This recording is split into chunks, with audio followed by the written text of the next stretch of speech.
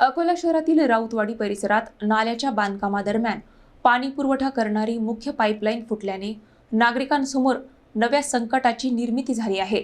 नाल्याचे पाणी घरगुती नळांमध्ये मिसळत असल्याचा आरोप स्थानिक नागरिकांनी केला आहे। अकोला शहरातील राऊतवाडी परिसरात सुरू असलेल्या नाल्याच्या बांधकामामुळे पिण्याच्या पाण्याचा गंभीर प्रश्न निर्माण झाला आहे। बांधकाम सुरू असताना परिसराला पाणी पुरवठा करणारी पाईपलाईन फुटल्याने नाल्याचे दूषित पाणी पाणी पुरवठा व्यवस्थेत मिसळत असल्याची तक्रार नागरिकांनी केली आहे।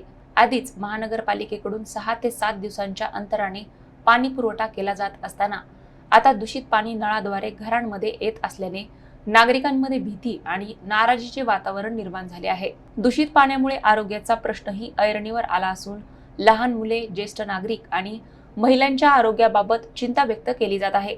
स्थानिक नागरिकांनी तात्काळ पाईपलाईन दुरुस्त करून स्वच्छ पाणी पुरवठा सुरू करण्याची मागणी केली आहे। तसेच संबंधित कामाची चौकशी करून जबाबदारांवर कारवाई करावी अशी ही मागणी परिसरातील रहिवाशांनी केली आहे। आता पाईपलाईन फुटली, आमचे नळ आले नाहीत।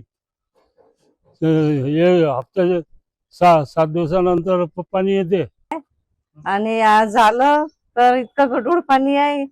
पाहिलं 2-4 बकेटा पहिले फेकल्या, बाबा पाईपातलं असेल। पाहिलं नंतर इथं नालीचं काम सुरू आहे तर पूर्ण नालीतलं पाणी मिक्स होऊन येत आहे। तिथं पूर्ण पाईप फुटला तो आणि ते नालीतलं पाणी येऊन राहिलं सगळं। आम्ही कुठून पाणी आणा, पाणी विकत किती घेणार आहे आणि किती पुरणार आहे पाणी घेऊन। आणि 7व्या दिवशी एक तर उन्हाळा दिवस आहे, कूलरला पाणी लागते, तर पाण्याची खूप मोठी समस्या झाली आता।